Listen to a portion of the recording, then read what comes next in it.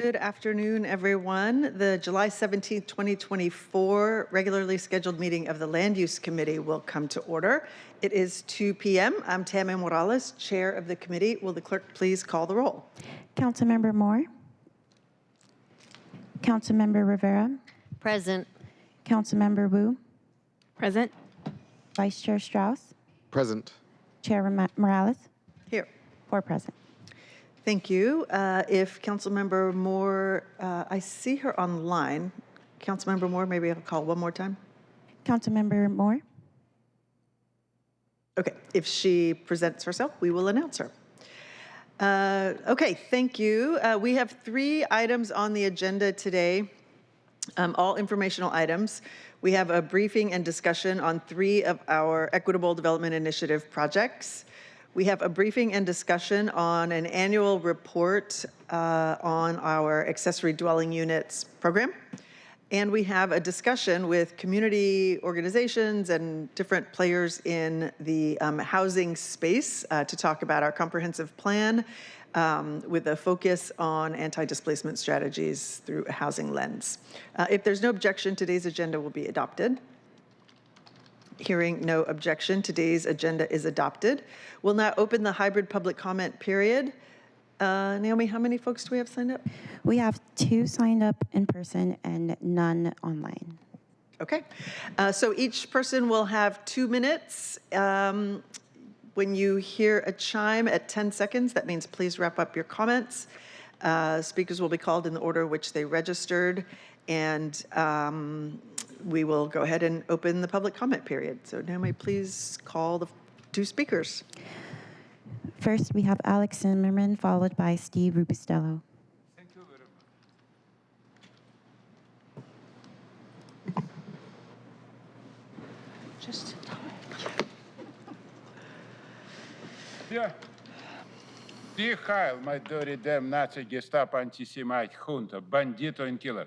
My name is Alex Zimmerman, I'm president of Stand Up America. Oh,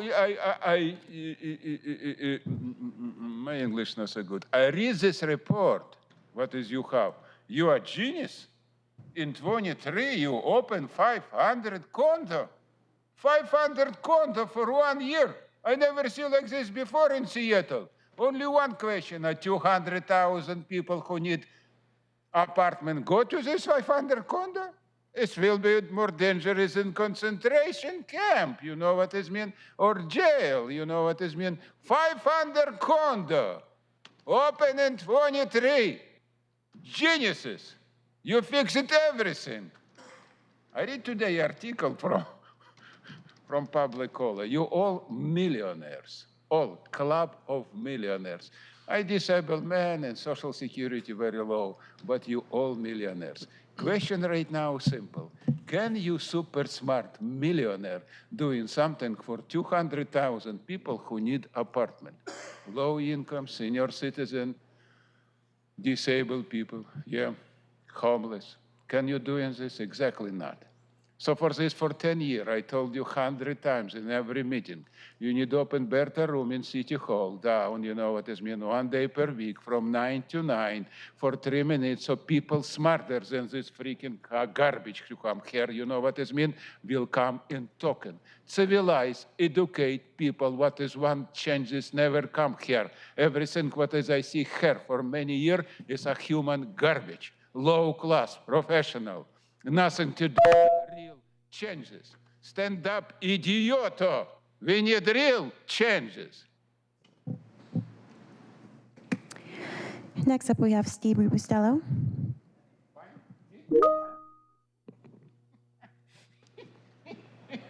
Well, we still haven't looked at raising the MHA, even though we're all for housing, especially for people without assets. And the MHA continues to be one of the lowest in the country, if not the lowest, but certainly on the low end.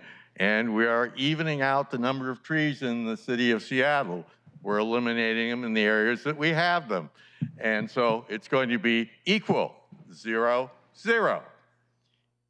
I would hope this committee would consider some of the public's business rather than just keeping the margin wide for the for-profit developers, when you reduce the size of parking spaces, when you don't require loading docks, when you add additional units, you're not really saving people money in the for-profit area.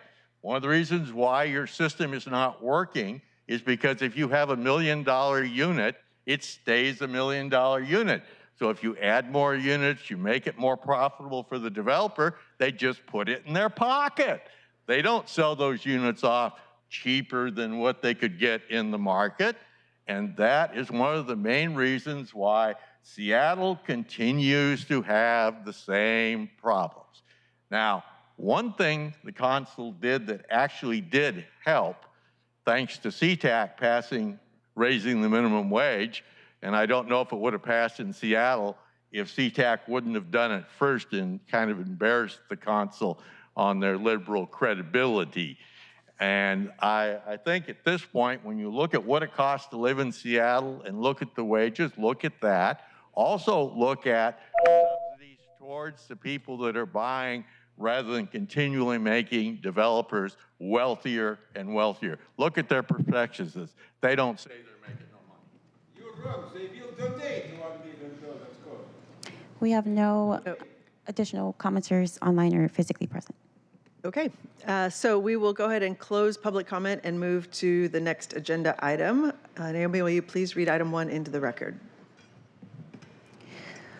Agenda item 1, Equitable Development Initiative Projects Update for Briefing and Discussion.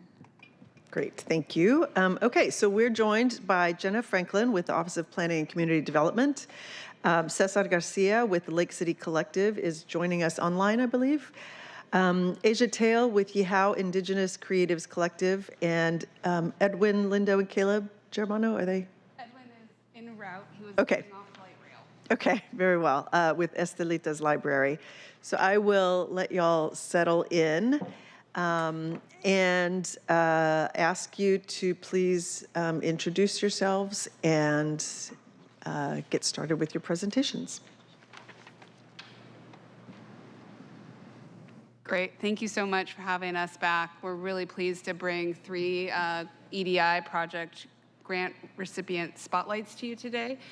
I am Jenna Franklin. I'm the Equitable Development Initiative Division Director, and I am joined by Dakota Murray, who is an Equitable Development Project Manager and an Indigenous Planning Specialist on the EDI team and for the Office of Planning and Community Development. Dakota's here with me because Dakota has managed both at the RFP cycle of our award processes, working with the grantee organizations and the board, all the way through to managing these projects day to day in parallel with her community development counterparts, and you'll get to meet some of them today. So I just want to feature some of the work that our staff do, and then also turn it over to our grantees to talk about their projects. I'm going to go ahead and start my screen sharing here. Bear with me just a moment. If I can get to my correct screen.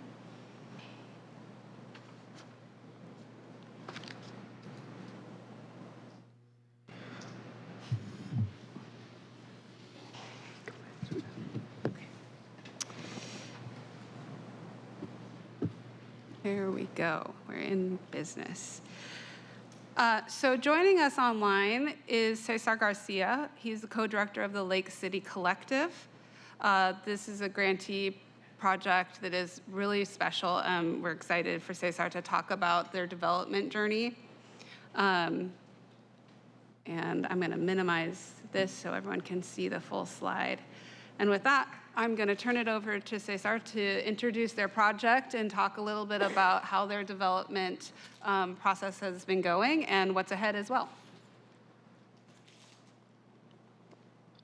Good afternoon. Can you hear me? Yes, please go ahead. Okay, thank you, dear Land Use Committee. It's a great honor to be here today. I also would like to thank the Office of Planning and Community Development, Jenna and Katie, for the invitation. My name is Cesar Garcia, and I am one of the co-founders of the Lake City Collective. The other co-founder is Peggy Hernandez, who is also my life partner. Our family is composed of 3 young kids and a small Chihuahua mix. I would like to share the impact that the Equitable Development Initiative, EDI, has had in our organization and also to our underrepresented communities here in the North End. I also would like to share a little bit about our project, which we call the Multicultural Resilience Center, that is our dream home. First, a little bit of a background. For many years, Peggy and I did a community advocacy and cultural events mainly as volunteers and without a space. We used to meet and organize events at our local park, Little Brook Park, the extinct community center, and the library. In 2019, we applied for capacity building funds through the EDI program.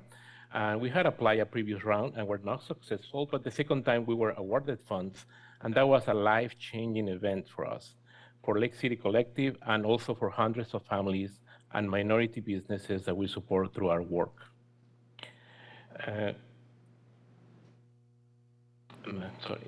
So these EDI funds have allow us at the time to rent a space for the first time and to have a hub for community members that now call our center a second home. Our center is a place to gather, to learn, to have fun, to discuss and advocate for important livability issues and connect with the city, but most importantly, to preserve our culture and celebrate our heritage. It hasn't been easy. It's not easy to be a Mexicano, mestizo, up here in the very tip of Seattle and have access to the same resources, the connections, the attention, and even the respect that others take for granted. But that's what we love about our work. We see ourselves as that invisible cook behind the kitchen, the hotel maid, the landscaping person, the nanny, working efficiently and quietly doing our work behind the scenes, persevering to provide for our family. We are the same, only in the form of a CBO. And because we are the same, our current and future center is and will be the hub for people like us. Hard work has paid off thanks to partnerships and with great city employees that we have encountered along the way, and people that believe in us. Our project and the impact they have seen with our work has helped.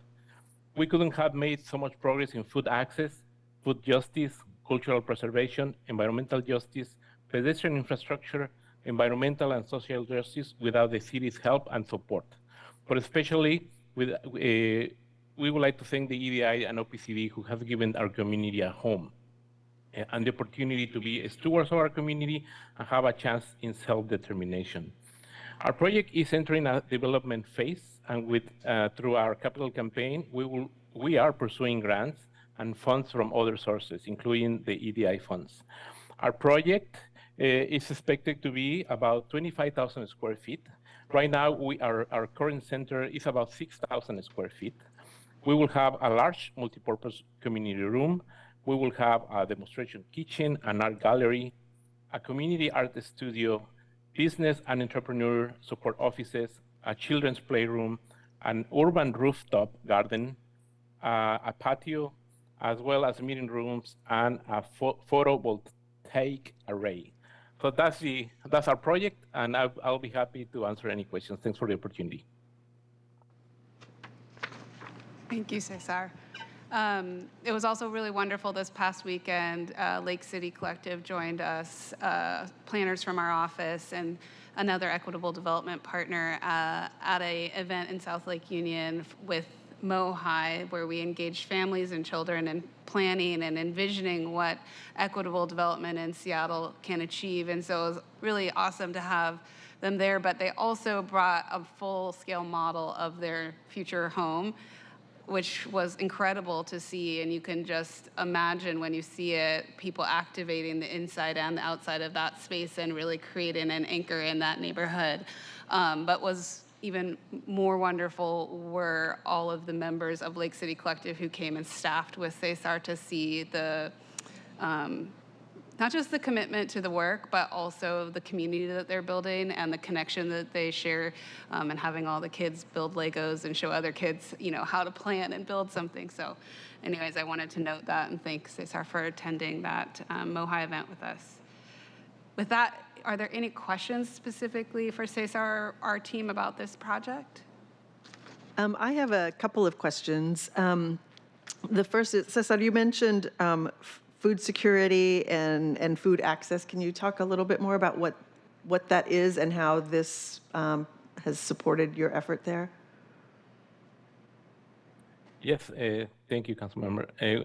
So we live in a very urban environment, very without open spaces and without opportunities to for our communities to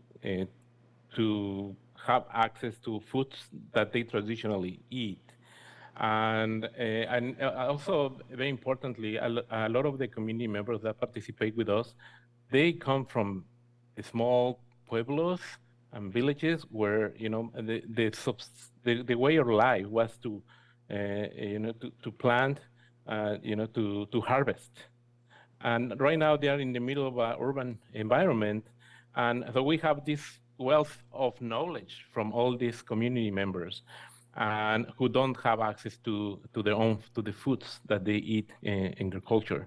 So thanks to the Department of Neighborhoods Food Equity Fund, we were able now to have a beautiful garden that you are all welcome to visit, and that is cared for by, you know, not only adults but also kids and youth, and we are planting those foods that that people traditionally eat. Not only for you know, it's not only that, it's also education. It has an education component, but we are very thankful to programs like the Environmental Justice Committee, who really provided those seed funds, as well as the Food Equity Fund now that we are working on. And then you said, so the slide shows that to date you've received 1.2, almost 1.3 million in EDI for capacity, and was that pre-development, the capital funds? Is that right? Yeah. Yes. Well, if I may, or I can let Jenna answer that question, or I can answer. Go ahead. I can. Okay. Yeah. So most of the bulk of those funds is actually when we applied for the Strategic Investment Fund. So the Strategic Investment Fund is what applying and being, we were awarded and were successful. We got enough funds, $1 million, to actually purchase the property that is going to be where our future center is going to be. So we now own that property, just half a block from where our current center is. So we're not going far away, and the rest is. It's 1 point. I don't have the specific amount, but the rest of the other funds are capacity. And then my last question, and colleagues, happy to open it up if you have questions too. So you've acquired the building and you're in the development phase. So what is needed left? What is your capital campaign goal? Yes.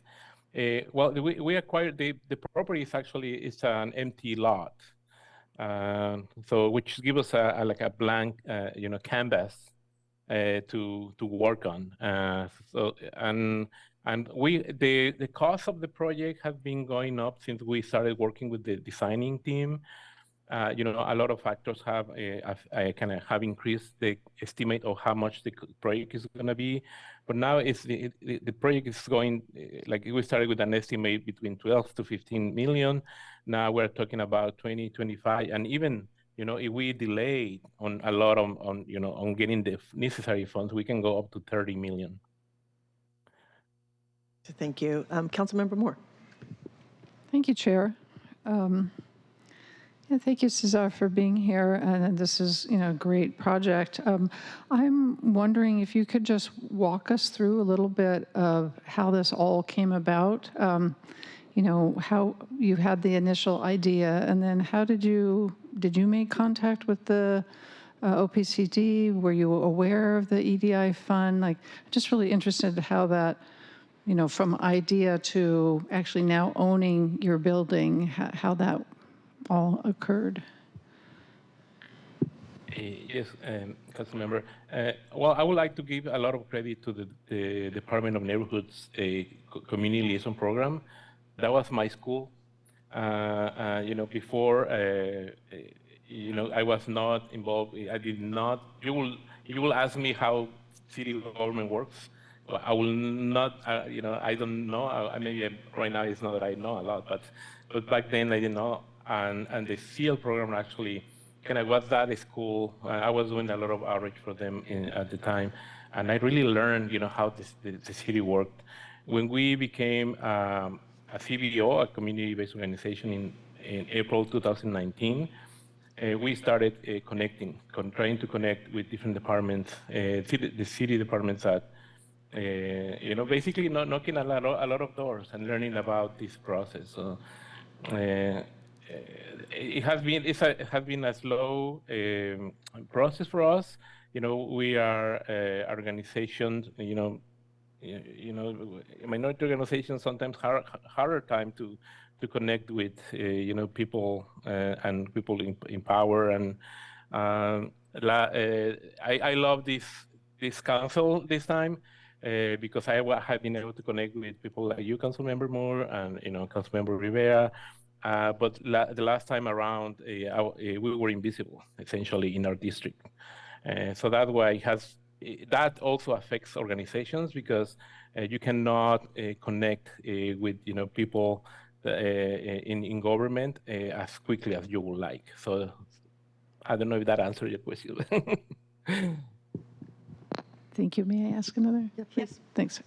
So I'm looking at your intended outcome, and there are two there that are, really important. Well, they're all important, but two that sort of stand out to me. One is that you're able to foster a stable connection and sense of pride to the area that would in turn prevent displacement. I'm really curious how, having this facility and this resource, how that would help facilitate that. And then also the other one is establishing partnerships that would help preserve existing affordable housing sites in the neighborhood, which I know is a challenge, and to improve living conditions. So can you maybe expand on that a little bit? Thank you.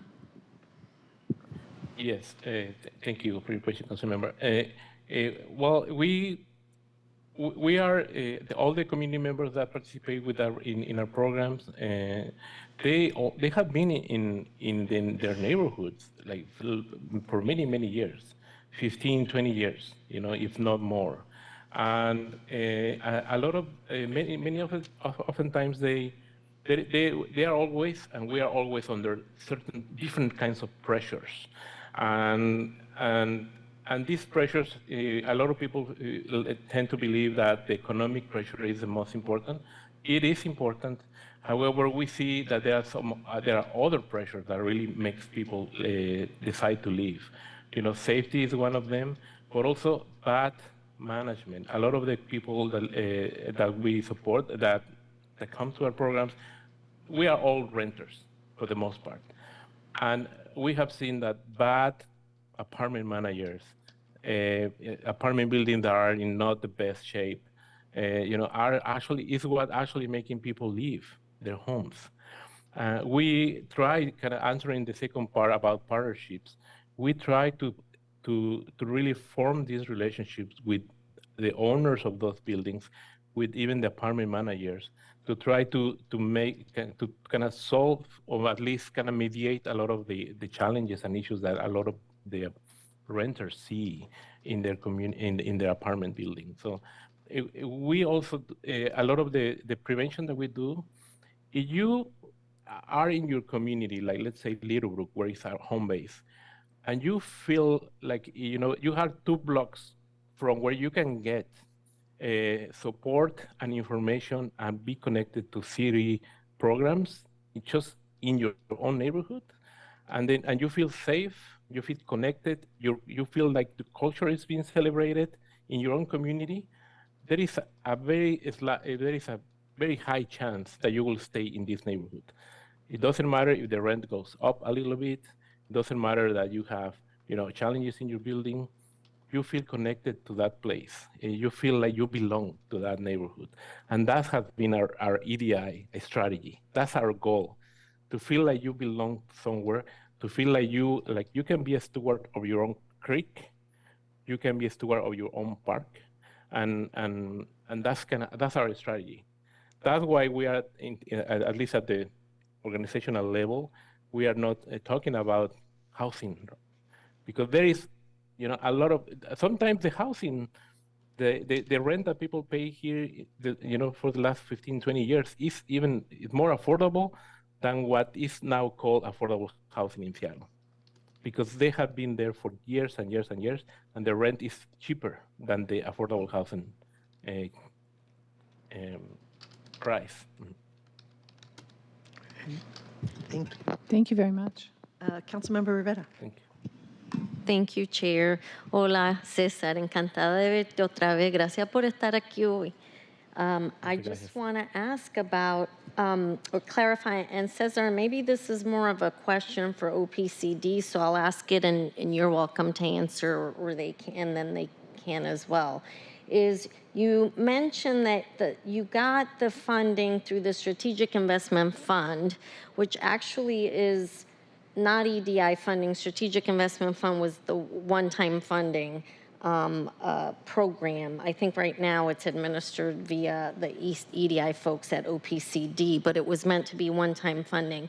So that funding went to purchase the building in full, or then you mentioned that you also EDI allowed you to rent the space. Did I want to make sure I heard that properly as well. So do you mind clarifying? So the Strategic Investment Fund allowed you to be able to purchase the building? Yes, Councilmember. What we have in the beginning, before applying for the Strategic Investment Fund, we applied for 2 rounds of capacity building. Yeah. So the capacity building, which was, if I remember well, sometimes so many numbers in my head, but it was 75,000 each time. So those funds are what really give us enough, money to go and rent a space, which is the space that we are located right now. And then when the SIF, the Strategic Investment Fund, came out, so that was that was the 3rd year when we were able to acquire the land. And gotta say that we are very proud that we were the first of the grantees for that actually closed on the property.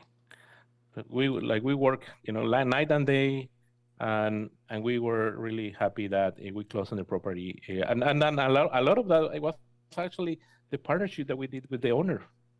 This owner, he really believed in us, and he could have sold the property to a developer.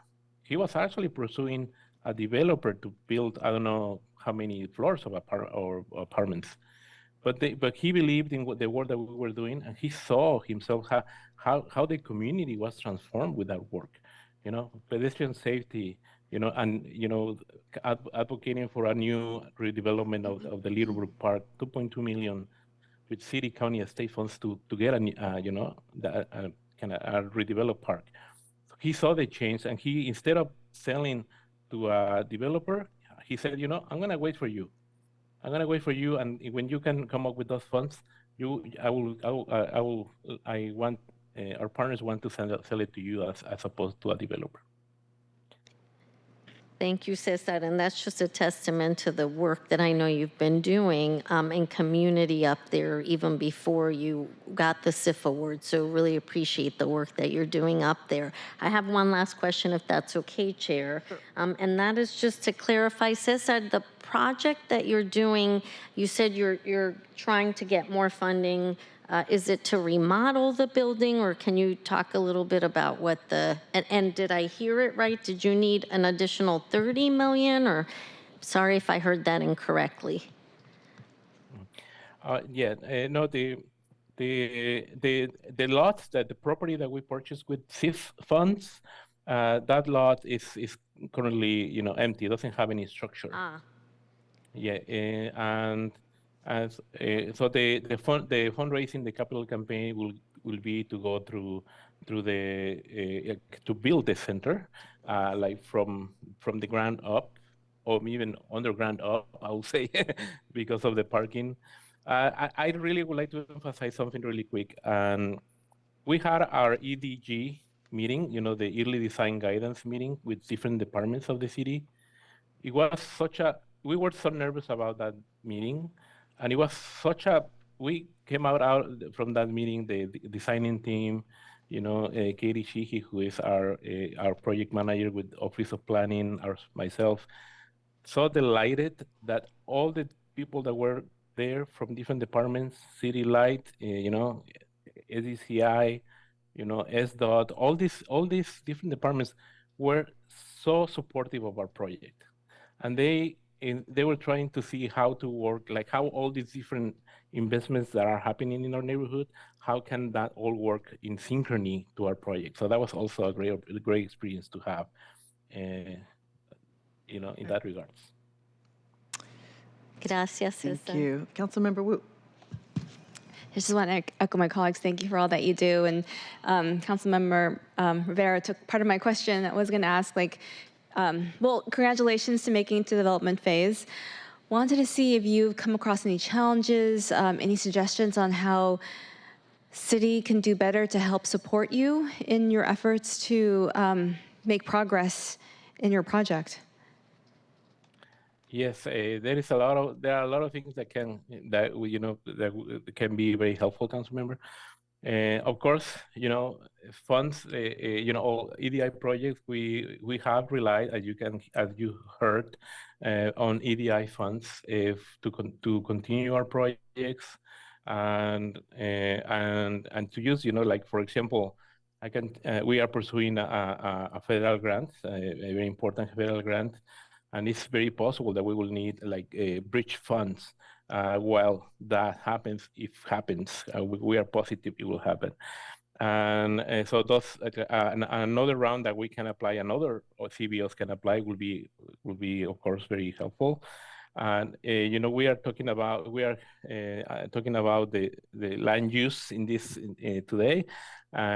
Just making sure that there is a mechanism, maybe some efficiency, or maybe kind of to think about our EDI projects as something that is very important for communities, and it's very important that we don't delay on our projects, not only because the cost will increase, but also because our communities, they depend on us. We are delivering our services right now, but the quicker, the faster we can build our projects will be better. So if there is some kind of assistance that we can get in terms of the permitting, in terms of the zones that each of our projects need to complete our projects, that will be very, very helpful. Yeah. Great, thank you. All right, why don't we move on to Yeehaw Indigenous Creatives Collective? Thank you so much. Thank you, Cesar. With that, I'm going to turn it over to Aisha Tail to talk about the Yeehaw Indigenous Creatives Collective project. And in the presentation we provided, we also have a linked video, and we'll save that if there's time, but we first want to be able to feature all of our grantee projects. Sure. Thank you. Hello, council members. My name is Aisha Tail. I am a citizen of the Cherokee Nation and a second-generation urban native, born and raised here on beautiful Coast Salish territories. I use she, her pronouns, and I am the director of Yeehaw Indigenous Creatives Collective. I want to start by thanking the City of Seattle and the Equitable Development Initiative. I can personally attest that EDI and its funded projects have positively transformed my life, and I know they have positively transformed the lives of many Native people and Native-led nonprofits across our city. In 2021, our nonprofit was awarded just over $2 million through EDI and the Strategic Investment Fund, which allowed us to return over 1.5 acres of green space in Rainier Beach to Native stewardship. Our site identification and purchase process was long and complicated, to be honest. And I mention that because I think that is likely the case for many nonprofits in Seattle in particular. It took 9 months to find a site that would be suitable, and it took another 8 months of negotiations before we could close on the property in December 2022. EDI staff, including the amazing Dakota next to me, were incredibly supportive and invaluable guides throughout that entire process. Not only did EDI funding benefit us, but the backing of such a reputable program has allowed us to continue to grow our grant revenue from both private and public sources since that initial property purchase. And we saw a large increase in personal donations following the excitement of our public announcement. So much so that just this past March, we were able to purchase the house right next door to us. Now we have water and power and indoor gathering space, and are continuing to build community wealth for Indigenous peoples without, I'll say, sacrificing any green space. We are working hard on the land, and our intention is very much to preserve all the existing canopy coverage and exceptional trees. This is especially important in a BIPOC neighborhood overly burdened by climate change. We are growing culturally relevant foods, feeding people, and providing healing opportunities through our programs. We are also strengthening local economies by hiring creative entrepreneurs to lead workshops, design and build structures, and create public art. Our plan moving forward is to sustainably cultivate an Indigenous arts campus where Native artists can heal their connections to each other and the land, with public walking trails and cultural programs to benefit all of our neighbors. We are sowing seeds today to benefit our children's children, 7 generations and beyond. With an upcoming presidential election, imminent recession, and thinning social fabric, now is the time to lean in and strengthen our communities for the work ahead. I ask that you please work together to protect this important initiative, and I have a few recommendations. I would recommend trusting EDI staff who have deeply rooted community relationships and on-the-ground expertise. I would recommend supporting awardees by giving them the time and flexibility they need to navigate a competitive real estate market with record lows in inventory. And I would encourage you to encourage other city programs to lift up and accelerate the work of EDI by providing additional resources and through innovative strategies like the proposed amendments to the city's surplus land policy. Thank you so much for your time today, and I hope you all know that you are welcome to come visit us anytime in Rainier Beach. We would love to give you a tour.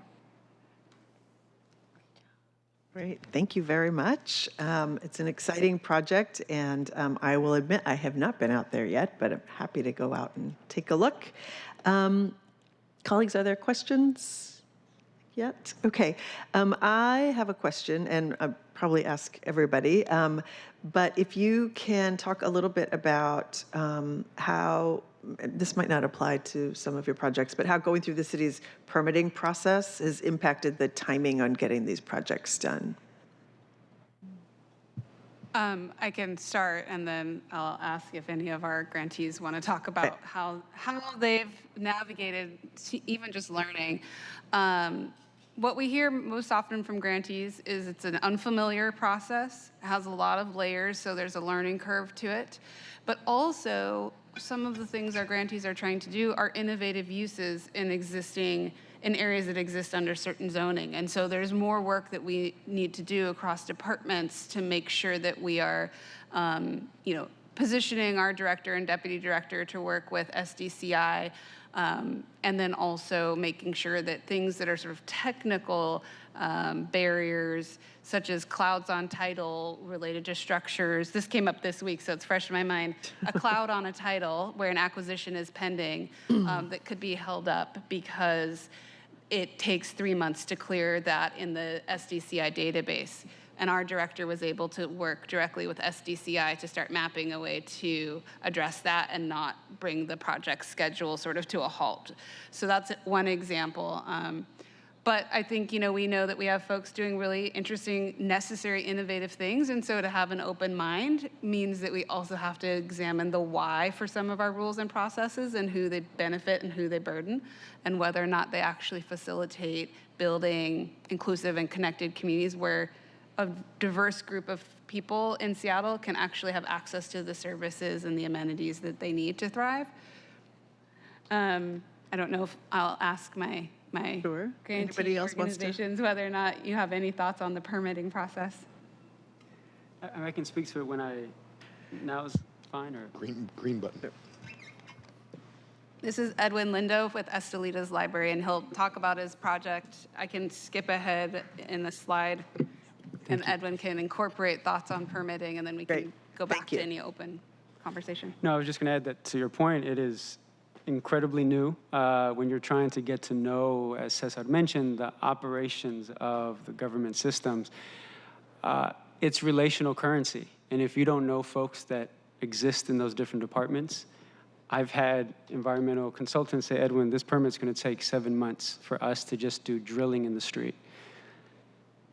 Well, 7 months, thankfully, and they said they had never seen it happen, but folks who are staff who I didn't know have been working diligently, and that 7 months turned into about a month and a half.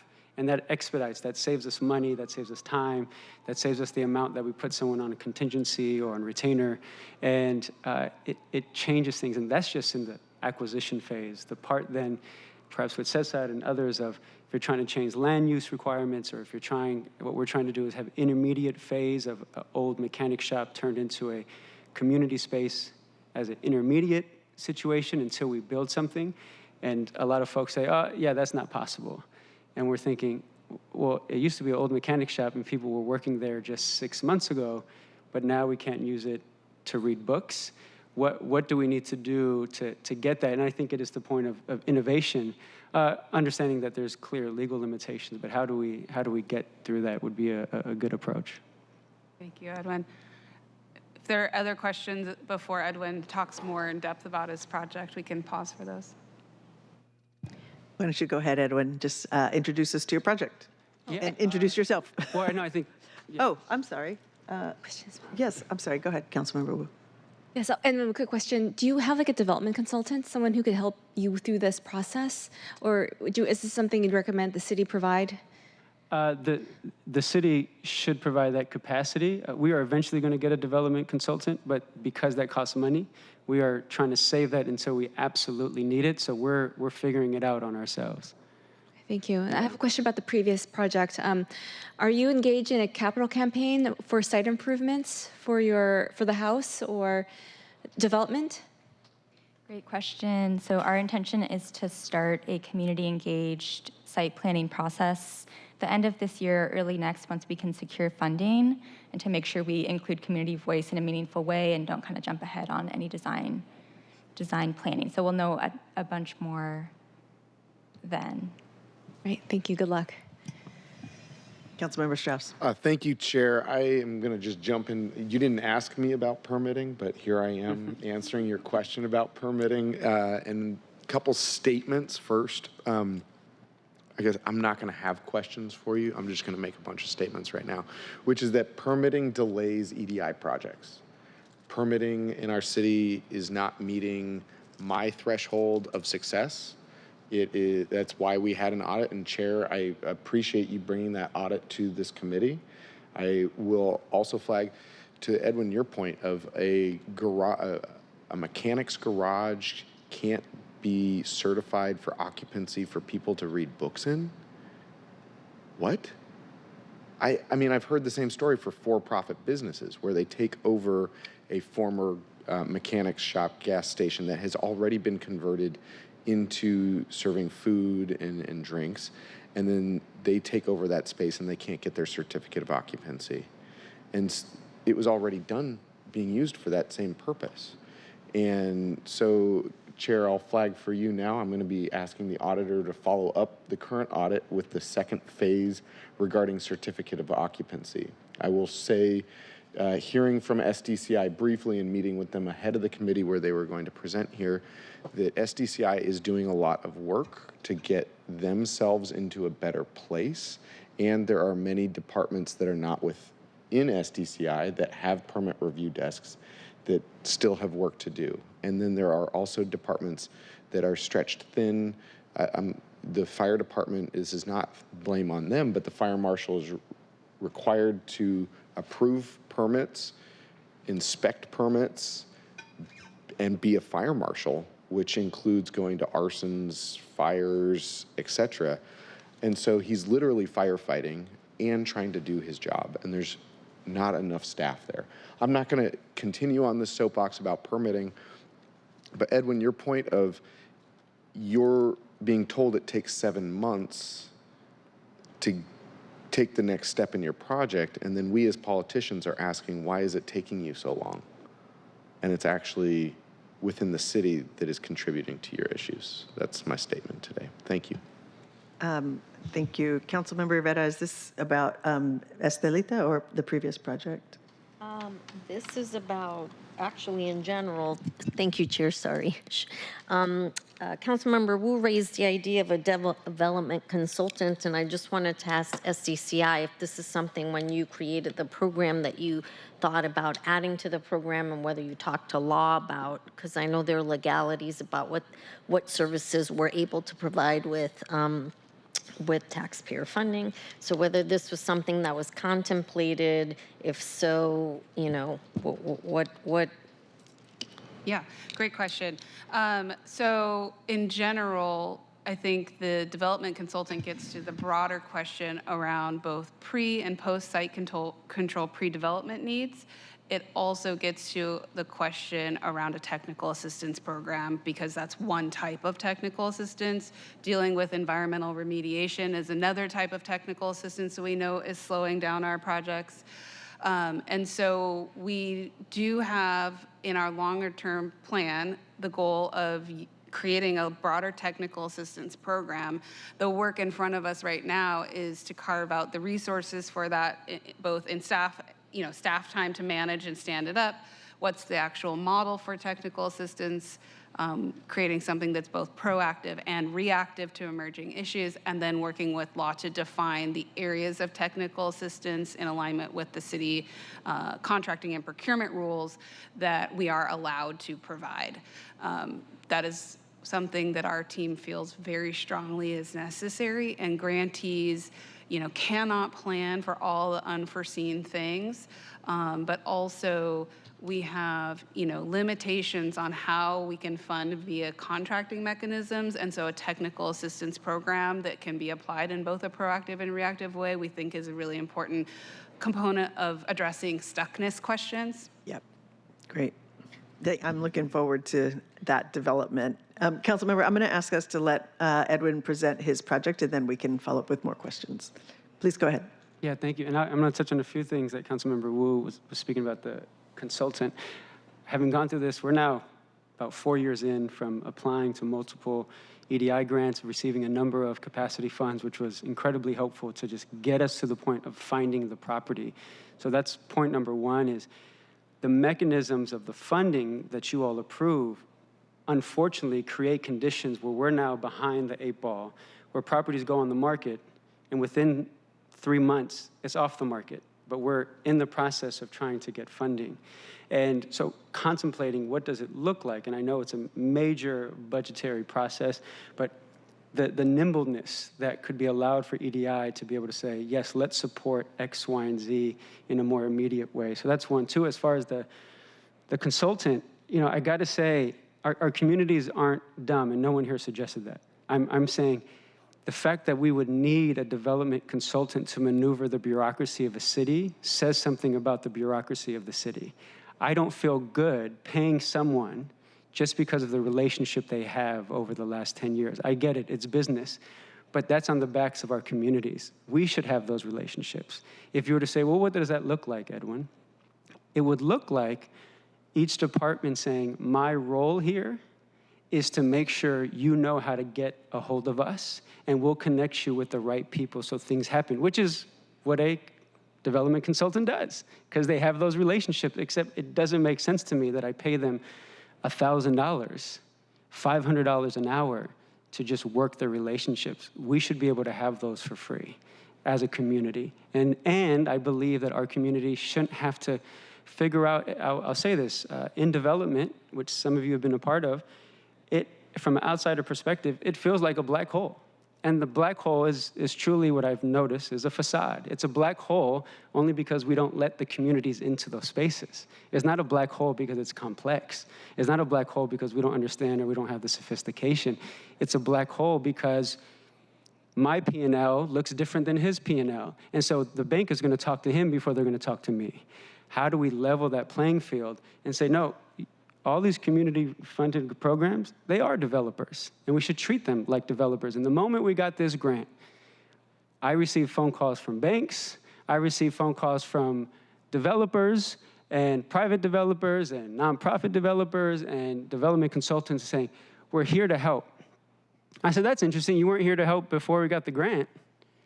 So is it just the money? And the last point I'll make, and then I'll talk about the project. So thank you for giving me my soapbox. Is for us, we have affordable housing. And that's our initiative here, along with our cultural space. There's a lot of people making money on affordable housing, except the people who are the small CBOs building the affordable housing. This grant money is not coming to us. Right? It's going to someone doing this service, it's going to someone getting money as the property owner, it's going to someone who says they're a developer.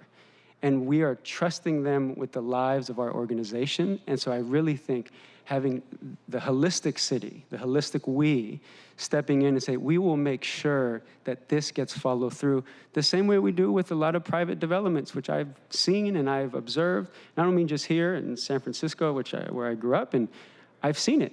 They make sure projects get done. How do we make sure these projects get done, that they don't fail because someone was too scared to ask a question or they didn't have the relationship? So I'll step off the soapbox. And the project we have through Estelita's library, we are a social justice library. Our mission has been to decentralize knowledge. I am a professor at UW as my living wage job.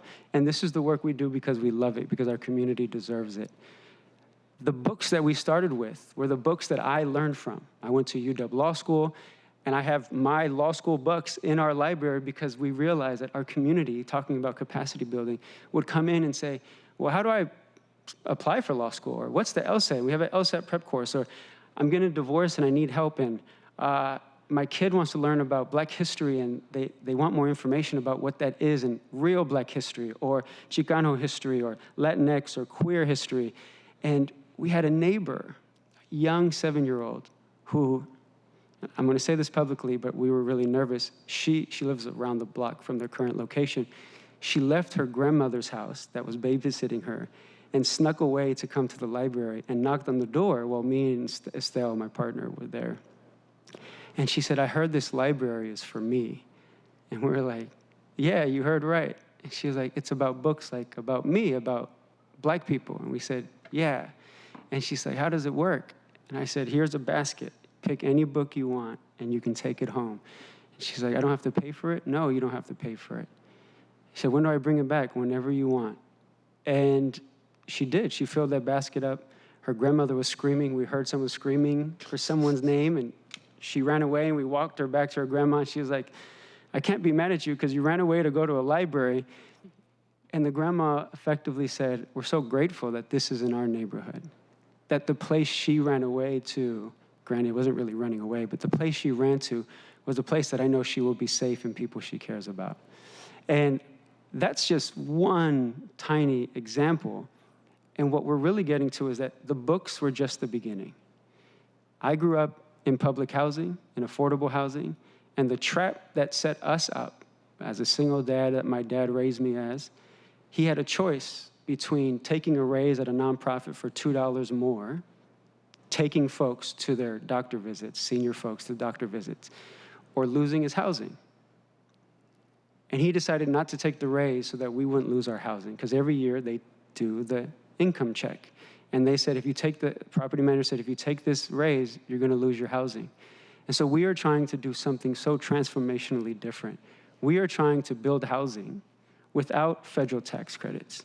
We are trying to build housing without the limitations that you have to be stuck in poverty so that you can live in a place that's 4 walls around you. We're saying, no, you should be able to come here, go get that raise, build some generational wealth, and let's help you get out of this apartment. This apartment should not be your forever home. Seattle should be your forever home, but this apartment is the place where you start. That's radically different. We've talked to some development consultants. They said, Edwin, you are absolutely crazy. But we need that right now. No one has done it, but we need that right now.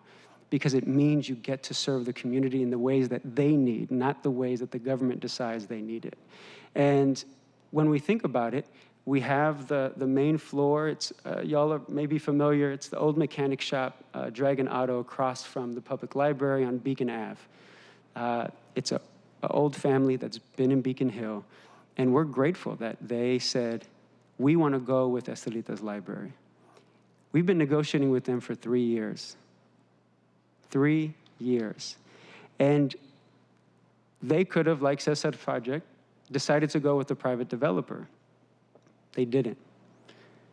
They said, Estelitas is doing some tremendous work, and we want this legacy to be ours in Beacon Hill. Unfortunately, when we talk about delays, we have now come to find that it is incredibly contaminated. We're talking about plumes of particulates in the soil because it used to be an old gas station. And that old gas station, I'm not going to name, but I'm going to encourage when folks ask what help we need. That old gas station is not alone in the practices they have. There are gas stations and petroleum companies around the state that are leaving the bag to these small mom and pop shops, walking away, giving it to them pennies on the dollar, and saying, but we're not liable for anything else that happens. And at the moment, we are now talking about a potential cleanup because it now extends beyond the property line. It extends under the public library into the public street right away. That the initial cleanup, we were contemplating around $3.5 million. It is now approaching $7 million. Now you say, Edwin, run away today. What are you doing? Why is Estelita still in this project?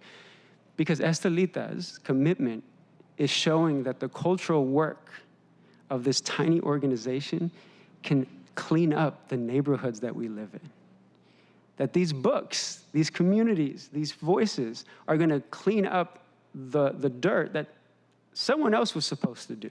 But that does require a tremendous amount of support and help from you all, from the state. And so where are we at this point? We haven't closed on the property yet. We are still negotiating. What does that closing look like in light of this contamination? I've been in so many meetings with the Washington Attorney General, with the Washington Department of Ecology, and I want to give big credit to them as well. They have stepped in and said this project is important when we talk about racial justice, and we have received, at this moment, $500,000. You talk about money being spent. That $500,000 is just to test the limits of the contamination. That's it. It's not, I don't get it. Estelitas does it. It is going to test the limits, and we still don't know what the limits are.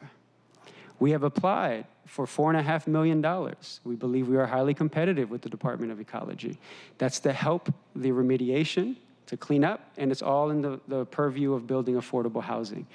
People ask, well, why you? Who says you have the capacity to do it?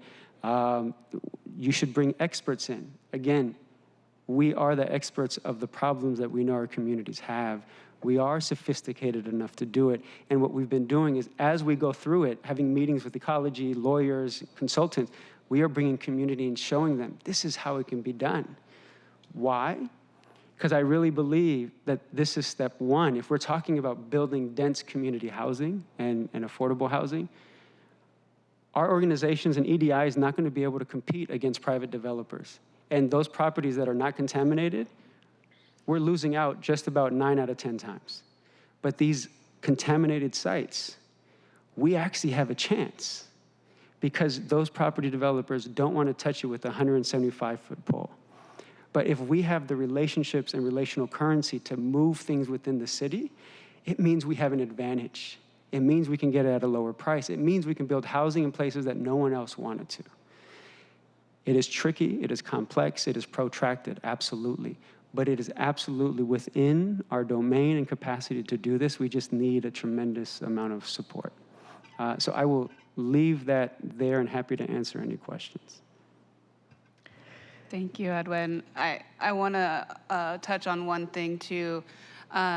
What we keep hearing, and we have other projects who are in the same phase of addressing environmental contamination and experiencing also what Edwin's talking about, is the vision that people come to EDI with when they apply is to have a transformative impact on the community. and they're willing to go to great lengths, dipping into environmental justice, addressing these major issues of wellness that are multidimensional. And so I know we can say the process is very important, the end product, the commercial space, the ownership, but in the process, they're taking on large-scale issues that other folks, are not addressing. And they're taking on the responsibility to fix for bigger social things. And so that's very inspiring for our team. It makes us want to work as hard as we can and help the program, evolve. They're using their capacity building dollars, even when, limited at $75,000 at a time. They're getting more than a dollar for dollar out of those dollars, right? But they're also, what we see is that they're, testing out, piloting approaches that build frameworks for other organizations that will help them move faster. They're piloting even aspects of program provision so that when they get close to operations, they have a solid operating model, and they're really clear on how they're gonna generate the revenue they need to maintain the facilities. And we're asking them to, have those plans so that they can remain legacies in a long-term sense. So I just wanna highlight, these are really complicated, layered projects. They take a lot of energy to do, but the community is meeting and exceeding what other folks are not doing, taking on. Yeah, I really appreciate that. And I think, all of these are exactly the kind of projects that EDI was created to support, right? These are community-driven projects led by community members who have ideas for what kind of cultural anchors or housing or other support or other projects they want. And what I've heard also is that many of them acquire neighboring parcels because other neighbors appreciate the work that is going on and also want to contribute to that community-driven approach. I know the Filipino Community Center, for example, which has another EDI project, was able to acquire the pawn shop next door because that property owner wanted to sell. They saw the senior housing that was going up, another EDI project, and wanted to contribute to the Filipino community being able to stay in South Seattle. So they also negotiated a longer sale process than might have otherwise happened, but they wanted to be sure that that was kept there. So this is all really important work so that community members have agency over the kind of things that happen in their neighborhoods. We are out of time on this presentation. I will let Councilmember Wu ask her question and then we'll move on, but I really appreciate all of you being here and thank you so much for sharing your experience and the challenges that you have and the ways in which the city through this program can continue to support your work. Councilmember Wu, and then we'll move on. Yes, I want to thank you and thank everyone for highlighting the very deep systemic issues that communities face when it comes to working with city bureaucracy and the whole idea of having to hire a development consultant when you shouldn't have to. But I was just really curious, where you are in your process to getting closure, to getting this site acquisition closed, and is there anything we could do to help? Yeah, great question. Thank you. We are closer each day. We do have a seller who's older, and I think a lot of times we're dealing with communities that see it as their retirement, right? And they have ideas of what it should be, but I think we have a really open and flexible seller. So it's us working with the different parties involved. Is one, making sure EDI, the city attorney, are comfortable with what this deal might look like, but it's also the contemplation of where's the rest of this money to clean it up come from, and that was going to be one thing that I think that as a city is perhaps stepping up and allocating resources through the city attorney, pursuing these type of claims, or even writing very strong-willed letters to the polluters saying it shouldn't be the job of the city and or community organizations to clean this up. It is what the Department of Ecology did. They sent a letter to this third-party petroleum company and said, we see you as a violator and a participant party to this. You need to come to the table. But I think beyond just the state level, locally, how do we bring those folks to the table so that we're not held with the receipt saying, well, you owe X amount, that the funds are diverse. And what we're showing is we can get funds from a lot of places, but when we have the city support, and we know this as community orgs, folks give money to folks who get money. And they get money because they're doing their job really well. And I think that's a testament to our work, to your work, is that we show the impact of these dollars. But that's one side. And then the other is, in supporting EDI through its funding, how do we ensure the projects that are in this lineage get to the finish line? And saying, what does that number look like to get them there? And how do we support that? Thank you. Terrific. Thank you so much, everyone. Really appreciate you being here. And we will follow up on some of this, to be sure. Okay, we are going to move on to agenda item 2. Naomi, will you please read that into the record? Agenda item 2, annual report on accessory dwelling units for briefing and discussion.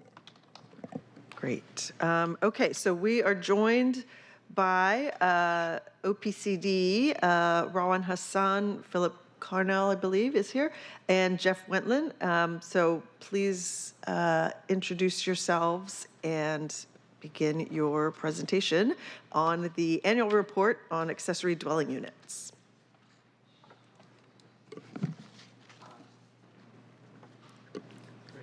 Thank you, Chair. Is my mic on? No. Try again. Green lights go. Let's see here. Thank you, Chair. There we go. I'm Jeff Wentland. I'm the Land Use Policy Manager in the Office of Planning and Community Development. Thank you, Chair. This is Rawan Hassan, a planner at OPCD.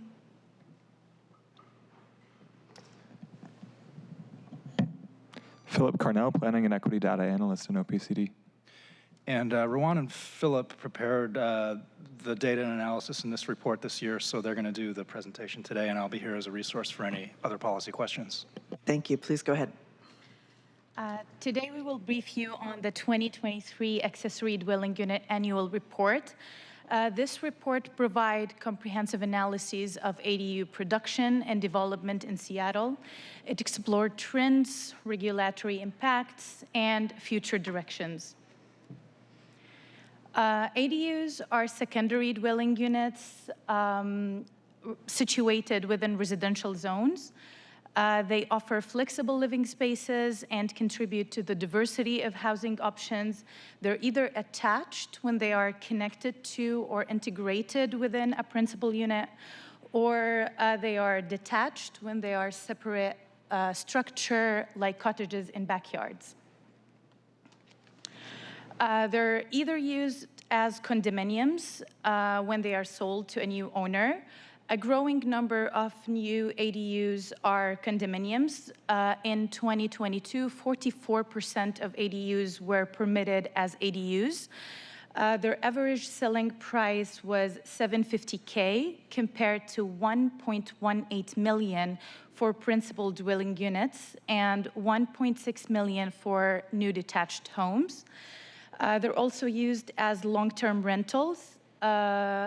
In 2022 ADU owners and occupants survey, we found that approximately a third of total ADUs were used as long-term rentals. And 1 of 8 of these owners offered their ADUs as like for free for a friend or a family member. And they're also used as short-term rentals. Around 10% of ADUs were permitted as short-term rentals, and in this case, they need to receive a short-term rental business license throughout the city. And approximately 15% of overall short-term rentals licensed in the city were ADUs. And it's worth mentioning that short-term rentals operators are generally limited to operating 2 units. So we're not like expecting a growth in short-term rentals, if at all. In mid-1990s, attached ADUs became allowed in Seattle. In 2010, detached ones becomes allowed. However, most of, like, we only see small percentage of single-family lots within the city had ADUs. That led to, in 2015, City Council adopted a resolution to facilitate ADU production and increase in that production within the city. And in 2019, we had the ADU reform. ADU reform allowed for 2 ADUs within neighborhood residential zones, zone lots. And it removed regulatory barriers and eased the complex permitting process and led to launching AD Universe, which introduced the pre-approved DADU plans in 2020. And these regulatory actions have facilitate an increase in ADU production. And since the ordinance in 2019, an annual ADU report became required by that ordinance.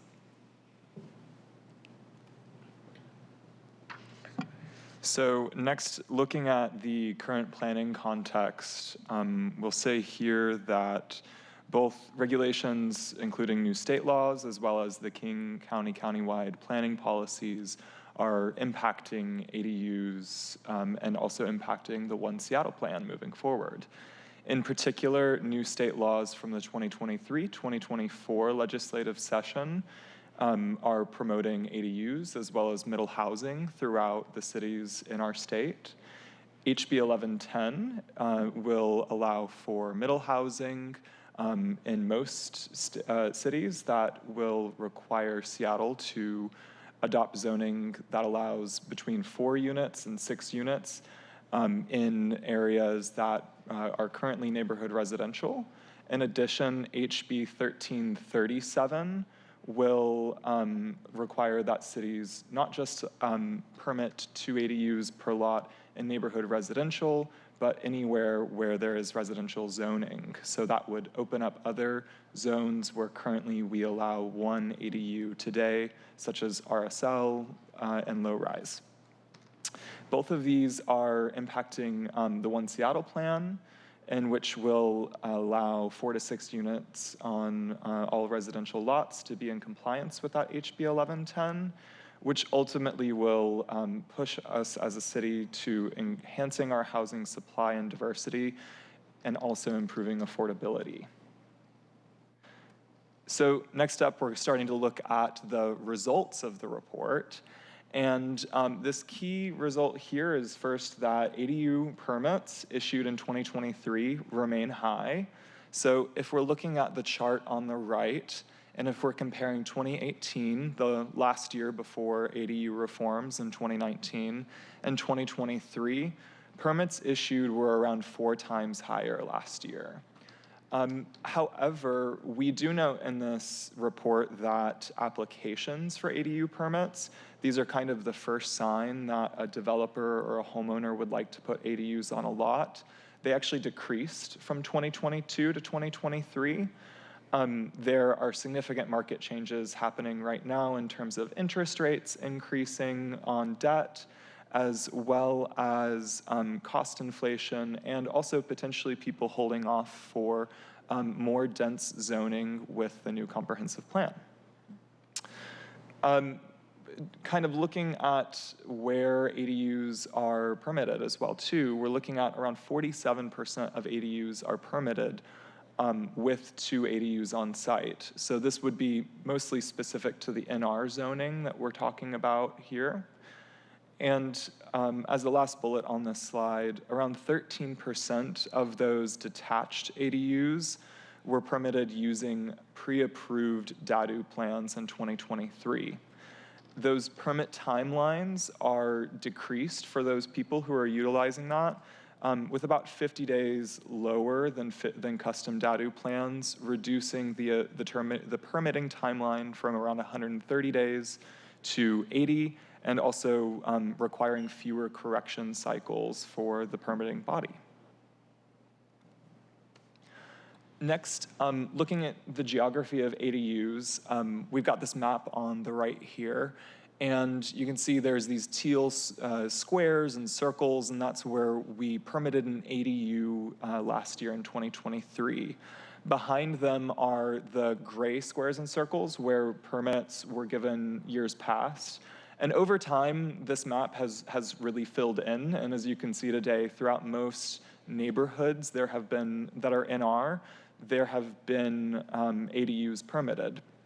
In fact, last year, 87% of ADUs were permitted in neighborhood residential zones. And now that is so many that ADUs are outnumbering single-family residential permits 2 to 1 in the city. In addition, those single-family residences, around 70% are permitted with new, when they're newly permitted, they're permitted with 1 or more ADUs on site. Looking at the median lot size of a lot that's permitted with an ADU, we tend to still see that those lots are slightly larger than your average lot kind of throughout the city. In particular on DADU sites where maybe there's a spatial imbalance that requires more of a lot, more land than might be readily available throughout most NR lots. And as a final point of this finding, we found that ADUs are also more common in neighborhoods that we have lower displacement risk in the city. This is in part due to the fact that there is less neighborhood residential zoning that is not lower displacement risk. So there's less neighborhood residential and a high risk of displacement. But this is also a key finding of the report. And as our last slide, we're looking at future considerations for both of the departments that do a lot of this work. So this is kind of key bodies of work that both DCI as well as OPCD will have ongoing. And this first bullet is updating the pre-approved DADU plans. This is necessary for the designers to update so that they can keep up to code when the new building code is adopted every 3 years. And DCI conducted designer outreach in May of this year. And while most of the designers are expected to respond and go ahead and update their plans to be in line with the new building code, they will have to also do so before the next building code update comes into effect. Otherwise, their design will no longer be considered pre-approved. And as the last point, with regards to the comprehensive plan and zoning in OPCD, we want to make sure that ADU permits, what we expect is that ADU permits may decrease due to market shifts and also these anticipated zoning changes. Also that developers might opt to develop more middle housing and such as a fourplex or other types of units that would be made available in neighborhood residential zones. But we do want to make sure and intend to preserve that the ADUs remain an option throughout those zones. So at that point, that's the end of my presentation. Terrific. Thank you very much. I have a couple of questions, and then I'll happy to open it up to my colleagues. So we know that there are state changes coming. Can you talk a little bit about how and whether that would change the permitting of ADUs through those new processes? It wouldn't really change. It would not change the permitting for the ADUs. It would just be new, slightly new development regulations. We'd continue to permit them the same way, or SDCI would, and also SDCI intends to continue to make the pre-approved plans for DADUs available. So really no changes to the permitting process. Okay. And then for, you mentioned the, I think it was the previous slide, but most of the ADUs are located in areas with low displacement risk. Is there, and as we know that those are areas with higher access to economic opportunity, and so often those are also areas that are wealthier and whiter. We have a lot of interest in more home ownership opportunities, particularly in communities of color. But that is not where the bulk of these ADUs are located. So can you talk a little bit about whether there is consideration on how to assist these communities that have so far not been able to take advantage of these more streamlined processes? Yes, so your assessment of the findings are definitely that. And I'll bring up as well that last year's ADU report, also in the interview of occupants, in the survey of occupants and owners, it also included that most owners are primarily white, have incomes above $200,000. And so we did see this concentration. And as we're seeing that concentration, we, as an office, worked on an application for something called Pro Housing. And the Pro Housing grant, we sought after it as an anti-displacement tool from HUD, and we actually received $5 million to do 2 pilot projects in partnership with OH. So they have their homeownership as preservation of multifamily units that would be exiting a income restricted period. And then also, more particular to the ADUs, is the program for legacy homeowners that focuses on pre-development assistance going to households that might otherwise sell their property and exit the community so that they can actually work as, say, citizens as developers. And that grant was just awarded about 2 weeks ago, so we're still in the very early phases of it, but it was $5 million split between the 2 departments. Great, thank you. Let's see, do I have Councilmember Wu? Yes, thank you for your presentation. For these ADUs, DADUs, most are rental units, or are they ownership units? Do you know? 44%, like around half of them, are owned as condominiums, and a third of these are rented. Like 1 of 8 is offered like for free for a family, a member, or a friend, and 10% of these are short-term rentals. Interesting.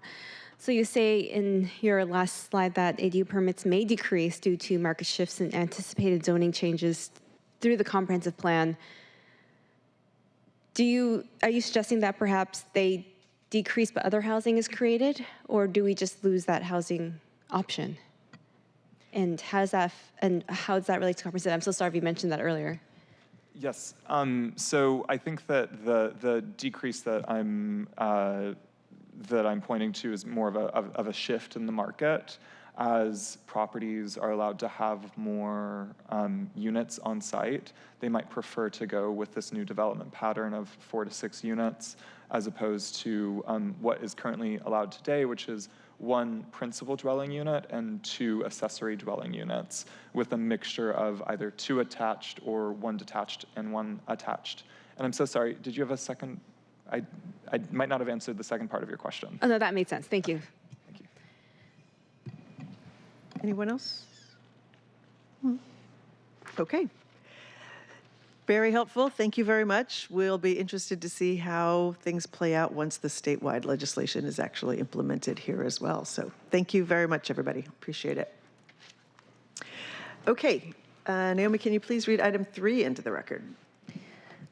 Agenda item 3, comprehensive plan roundtable series on housing for briefing and discussion. Thank you.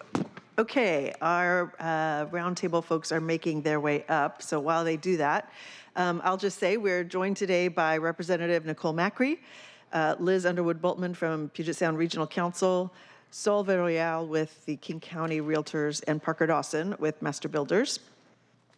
Before I ask you all to introduce yourselves and begin your oral presentations, I just want to talk a little bit about what we're doing here. So colleagues are aware that the major update to the comprehensive plan is coming later this year. We expect to receive a final draft from the mayor's office in December. Because we're running a little late with that legislation, I was hoping to start discussion of the comp plan a lot earlier this year, but instead we will be using the remaining time we have in this committee before budget starts to at least begin talking about some of the major issues that we will be facing. So more specifically, these roundtables that we are planning will discuss the comprehensive plan specifically with anti-displacement measures in mind. We know that that is incredibly important. It should be at the forefront of everything we talk about with this comprehensive plan discussion. And as someone whose district has been impacted by folks who have been displaced and who continue to be pushed out of the city, this is really important for me. I know it's important for all of us. So we've decided to focus on 4 topics for these conversations. We're starting today with housing. We'll also be talking about climate, economic development and the arts, and accessibility and mobility issues. So we'll have a few players in each of those spaces join us at the next 4 land use committee meetings to provide their perspective on anti-displacement work through those particular frameworks. And so I'm going to go ahead and hand it over. I'm going to ask Liz to start from PSRC with sort of a broader regional perspective, and then we'll make our way down the line. Please go ahead. Great. Is this on? There should be a green light on if it's... Seeing a light. Hello? Okay, great. Pull it close. Oh, pull it closer. Okay. Hi. My name is Liz Underwood-Boltman. I'm a principal planner at the Puget Sound Regional Council. I work in growth management planning. So just as a refresher about the Puget Sound Regional Council, we work with the 86 local governments in King, Kitsap, Pierce, and Snohomish County on regional planning issues, including transportation, growth management planning. So one of the big things that we do as an agency is work with local governments to adopt Vision 2050, which is our region's long-range plan, which is kind of like the comprehensive plan for the region, which also addresses kind of major policy issues that local governments are addressing through their local planning, things like housing, climate change, mobility, all sorts of access to opportunity, all sorts of policy issues that are then kind of locally adopted through local comprehensive plans. So Vision 2050 includes policies, includes actions. It also includes a regional growth strategy, which talks about the distribution of growth plan through the year 2050. So we have groups of cities that growth is allocated to through that part of that process. And through King County and King County working with its cities, the growth is sort of divided up between jurisdictions. So talking a little bit about kind of like how growth is kind of actually allocated to individual jurisdictions as part of that planning process. So our regional plan really encourages growth towards major cities, metropolitan cities, cities that have access to high capacity transit, have centers. So that's really kind of the framework that we're working with as part of a regional plan. So as part of King County's work to allocate growth to the cities, City of Seattle and City of Bellevue worked together to distribute growth between them. And so that has sort of helped identify housing and employment targets that the city is now working to incorporate as part of its comprehensive plan. One of the major changes in the last few years has been around housing and the requirements for housing in local comprehensive plans. And so that's a big question as part of that I'm sure that you'll be wrestling with, and the mayor's plan will be wrestling with as well, to think about how to address housing at different income levels to ensure that the city is accommodating housing need, to also address displacement, exclusion, and racially disparate impacts in housing, as well as addressing barriers to affordable housing. So these were changes that were made at the state level that cities around the region are working through their comprehensive plans to help address too, because there are regional issues in terms of our housing market. The Puget Sound Regional Council, we review and certify local comprehensive plans. So once the city has adopted its plan, we'll review it, and a certification allows the the city to be eligible for federal transportation funds. So as part of that, we'll look at Growth Management Act requirements, consistency with our regional plan, as well as some of those new housing requirements as part of that process. So it's kind of the big kind of overarching framework of our process. I'm certainly happy to talk about that more, but that's just kind of an overview of our regional context. Great, thank you.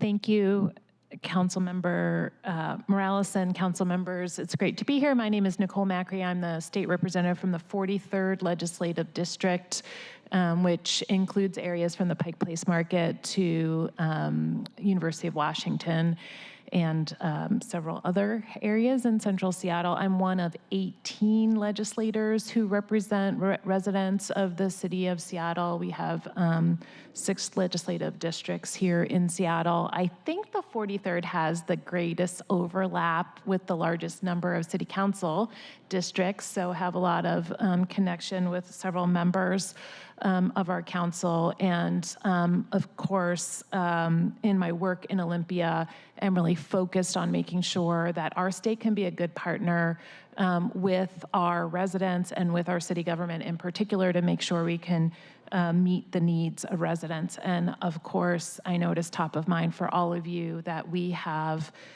tremendous challenges with housing, particularly housing affordability for a growing number of our residents in Seattle.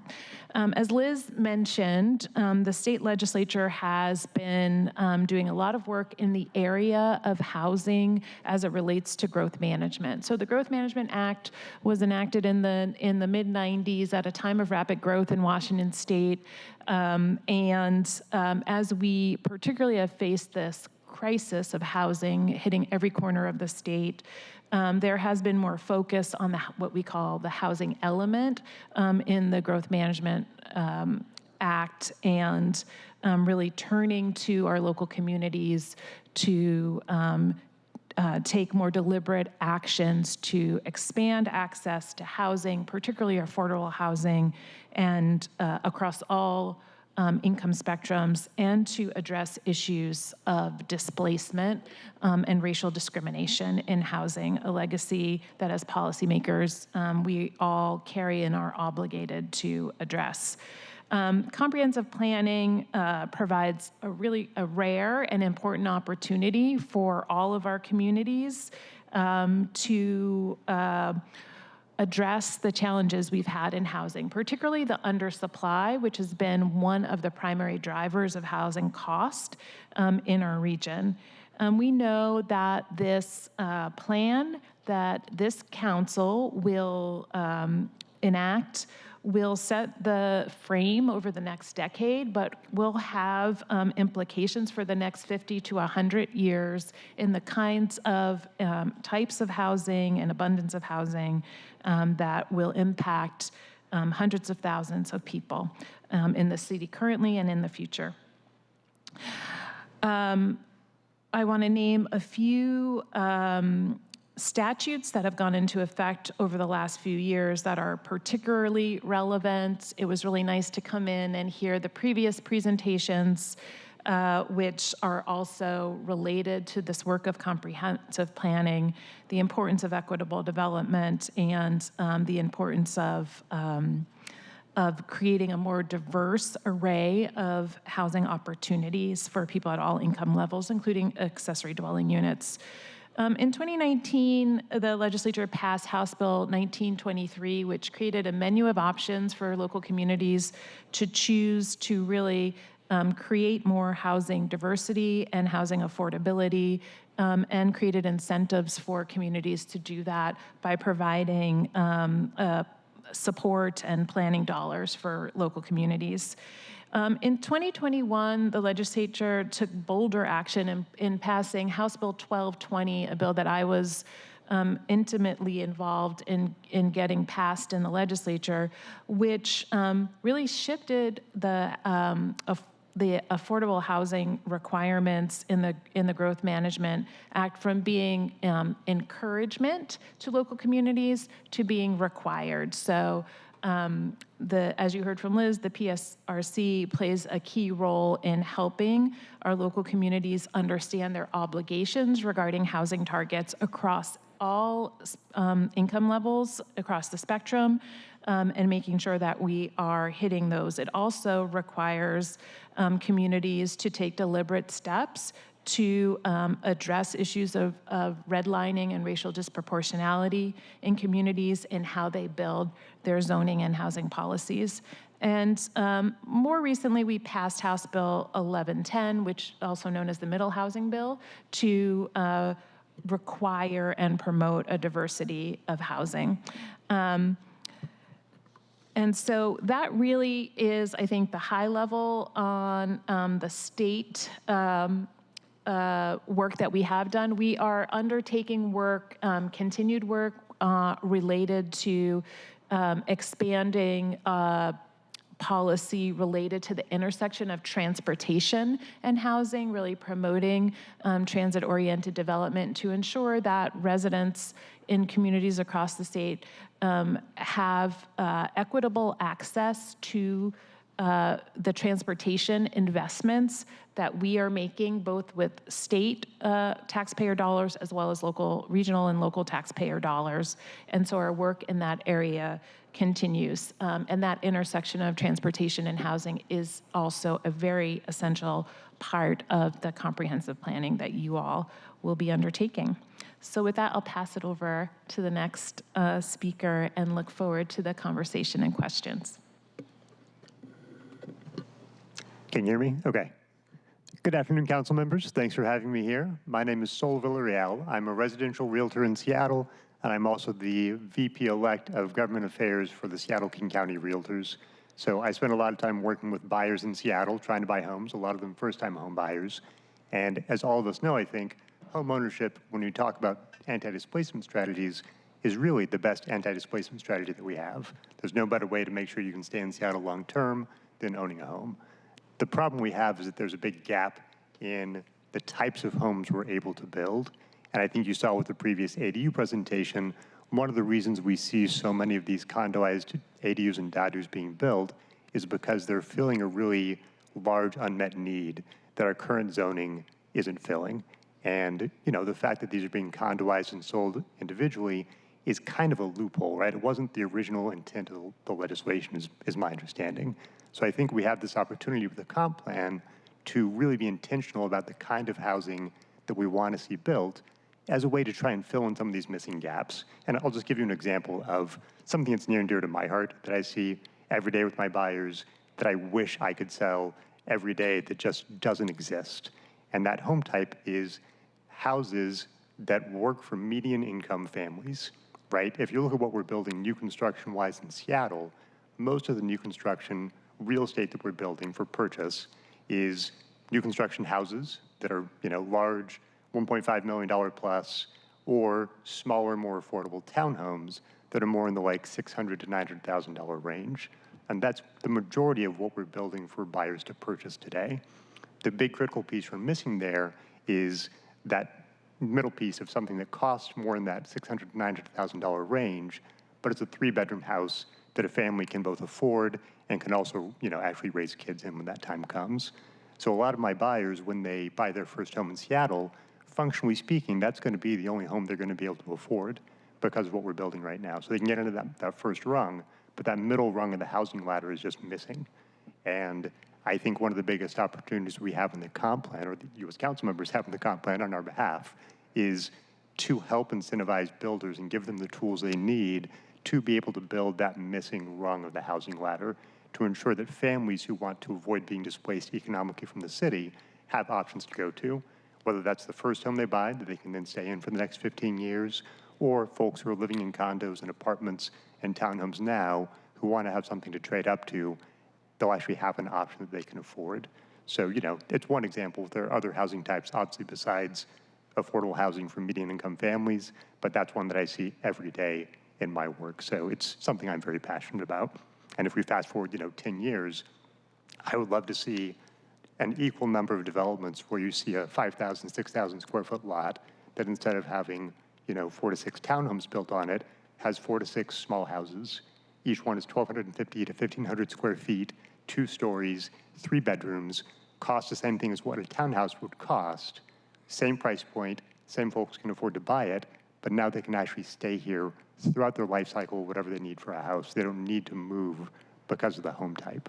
That's my dream, and I think we're well positioned to be able to do it. And Parker can tell you more about increased FAR and lot zone area coverage and all the things that actually get us there. Really leaving me all the boring stuff. Well, thank you so much, council members, for hosting us all. I know we all really appreciate the opportunity, particularly this year. I know that I've often called 2024 as really the biggest opportunity year for housing that we've had since the birth of the Growth Management Act, thanks in large part to the tremendous work that our state partners have been doing, not only with House Bill 1110, but really so much around it as well. My name is Parker Dawson. I use they, them pronouns. I'm gender nonconforming. I'm here on behalf of the Master Builders Association of King and Snohomish Counties. As a refresher, we have about 2,500 members working in King and Snohomish County, about 400 who operate in Seattle. Collectively, we're the largest and oldest home builders association in the country, and are very proud to build virtually all for-sale family housing options in Seattle. At the Master Builders Association, we do work for those members from a broad suite of educational opportunities to help them navigate the often complex web of permitting and process that goes on with building even a single house. We have been working to support and lead jurisdictions toward environmental modernization of building processes through our Build Green program, which another shout out to the city of Seattle has been incredibly successful in this jurisdiction. We thank our city partners in that regard. And also through the work that I do and that of my colleagues in government affairs, we work with our government partners every day to make sure that through our policy decision-making processes, we're really centering the people that we build for, which are families. So often in discussions that I've seen about our comp plan this year, we've really had two conversations that have seemed to miss each other, talking about affordable housing, incredibly needed affordable housing, rental options from 0 to 50% or 0 to 60%, which we know we have been lacking, and we know we need to find more diverse strategies to fulfill. But then we talk about large development, mid-rise, high-rise buildings, 400 unit plus apartment buildings or condo buildings, when you're not even really getting a family unit and it's still selling for over $1.5 million somehow.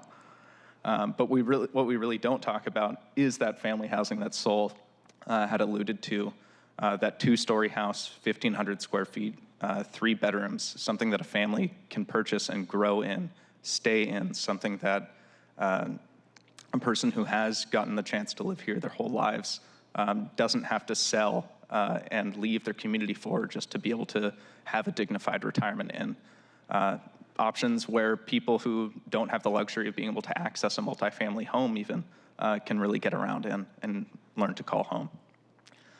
There are several things that do drive up those costs. I know that I'll be repeating much of it. The significant deficit in housing stock that we have is a huge one. I think that you probably saw from that ADU map that was presented prior to our panel, we're making decent progress in this regard. But I know that several presentations given to this council throughout the year have shown that I think it's around 88 or 90,000 units that we still need to get up to just to get to where we're supposed to be today. That doesn't account for the total of, I think, around 120 or 130,000 that we're going to need over the next 20 years to really be in a solid place. Another thing is permitting. Councilmember Strauss, I know that this is an issue near and dear to your heart. It is to me as well. In King County, the average permitting delay is about 8.6 months. And for each month of that, for that whole process, you can end up racking up about $50,000 to $60,000 in holding costs. I know holding costs is a strange term. That can be everything from having to redo permitting processes, application fees, reschedule inspections, reorder materials, delays in labor costs. That's really what we mean when we do say holding costs. But as a little bit of an example, I have one builder who purchased a lot of land from the Beacon Development Authority down in South Beacon Hill about 3 or 4 years ago as part of an effort and a funding campaign to help them build affordable housing. He chose to build 22 townhomes on that project. 3.5 years later, we're just now getting work done with the city to bring to full council. We're fingers crossed in August, a proposal to commit final plat and be able to subdivide those units to actually be able to get them online and get families in those houses. But when you're talking about an 8-month permitting process that adds on $50,000 per unit, and you're looking at 22 units in 3 years, that's, what started out as 22 townhomes that really did seem like on paper an opportunity to create that dream of a mixed income dense community that would present an opportunity of anti-displacement options has unfortunately been blown out of the water just by time. And then the last thing, and I'll love to get to questions as well, but on the comp plan specifically, we've really got a great opportunity to attack a third prong of this issue, which is presenting more options for our families. A lot of the times when we're out in communities, we see nothing but townhomes going up or ADUs and DADUs that look like townhomes. And while these are fantastic opportunities and starter homes for some folks, making sure that we do have an opportunity to bring down that 3-story tower to a 2-story larger home that can have 3 bedrooms, make sure that we can provide those options to more people at more affordable costs across the spectrum, from 100, 120 all the way down to 80 and even 70% income.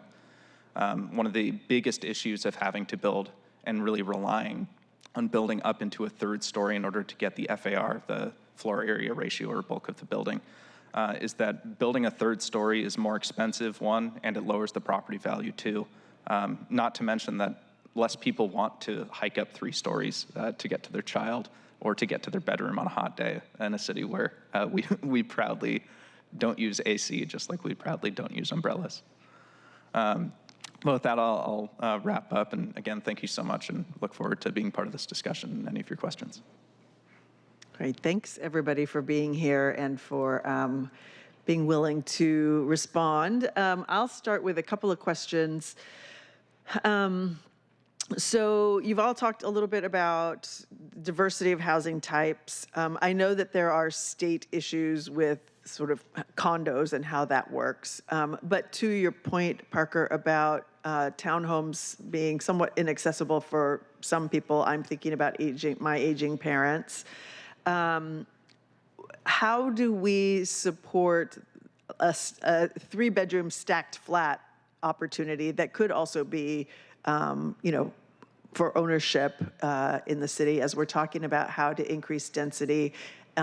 We just heard that maybe ADUs, or there's going to be a shift away from ADUs. So as we're thinking about what these different housing types could be, and we know that there is interest in ownership, that seems like a really viable option if we can make it work. So I'm wondering if anybody wants to take that question.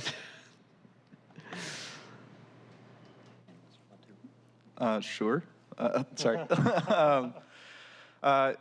Yeah, so first I want to dispel a quick myth. I don't think that we're going to see a significant shift away from ADUs necessarily. I think that they're going to remain unless the comp plan alters how they are treated through the permitting and development process. A fantastic option for infill, which is really a lot of times the only option that we have in Seattle.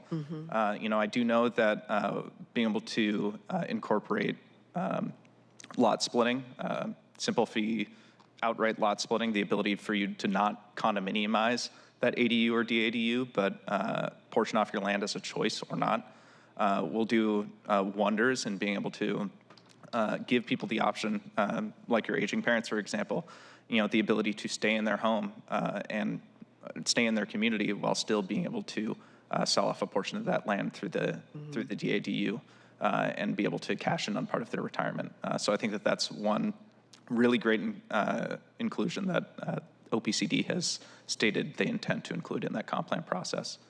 But as far as shifting toward types of housing that are more family inclusive, another myth is that townhomes are necessarily a distinct type of house. But oftentimes when we look around the city, whether it's an ADU or a DADU or even a triplex, a quadplex, Those do appear as townhomes, and those are townhomes in many ways. But making sure that when we look at the development standards for those types of housing, that we really keep in mind the ability to build them for families. Again, going back to my statements on relying on height, very often what we do when we try and say, okay, how can we get density? How can we get that third bedroom? We say, okay, let's increase the FAR. How are we going to fit that FAR? Let's give them another story. But we don't stop to consider, what or the rest of the lot area coverage, for example, or setbacks. A lot of other tools in our tool belt to make sure that we can reduce the street scale, in other words, blend in these housing choices with neighborhoods to make sure that we can get that density and we can give those amenities for families to really to move in or keep their housing in the long term. But I'm happy to pass it off to others on the panel as well. Yeah, just on the question of stacked flats specifically, I know stacked flats, if you look at it from a density perspective and, how do you get family housing at scale in residential neighborhoods, I think stacked flats are really kind of the ultimate dream in a lot of ways because you can go as many stories as you want and just keep adding more units. My understanding, and I don't have a lot of process knowledge on stacked flats, my understanding is that there's not really a model for building them that's been kind of proven to work in these neighborhoods. So maybe Seattle's a good place to pilot some of that, but I think stacked flats are a great example of the housing types that we can be looking to in the comp plan to try to incentivize and create opportunities for. And, just like Parker was saying, there are a lot of additional ways to get a lot of different diversity of unit types to ensure we can accommodate a number of different folks in neighborhoods. But I think stacked flats are well worth looking at for sure. I'll just add that at the state level, we're thinking about how we really make these opportunities accessible to folks. So you all may be aware of a bill we passed, the Covenant Homeownership Act, which is really focused on expanding access to Black homeownership in Washington State. In part by creating a new fund of resources to help families who've historically been displaced and redlined to gain access to housing that otherwise would be out of reach. What we're working on right now is creating the opportunities for developers to build home ownership opportunities at lower costs through a variety of different models. Cities can play a really essential role in creating that development regulation context, which can either increase the costs or decrease the costs. And so looking at these different opportunities and how we align them with some of the state policy and funding opportunities to ensure our residents have access, I think is another piece of the work for us to be considering. Thank you. And this is, I'll go ahead and ask my question and then hand it over if anybody else has a question. We are, I'm sure we'll be talking about how we can achieve our housing goals, how we can increase homeownership. I'm wondering if somebody could speak to how upzoning, which has created displacement and gentrification in the past, because we didn't anticipate and mitigate that. So if you can talk a little bit about what measures could help with the anti-displacement so that we can increase the density throughout the city and make sure that folks can stay in their homes and stay in their communities. Great. I'll start, and I know everyone here has deep knowledge in this area. I think it's important for us to really reflect on the impacts that our sort of checkerboard approach to upzoning has had on our more vulnerable communities here in Seattle. We've gone through a period of a generation, 2 decades of extreme gentrification and displacement in certain areas of the city.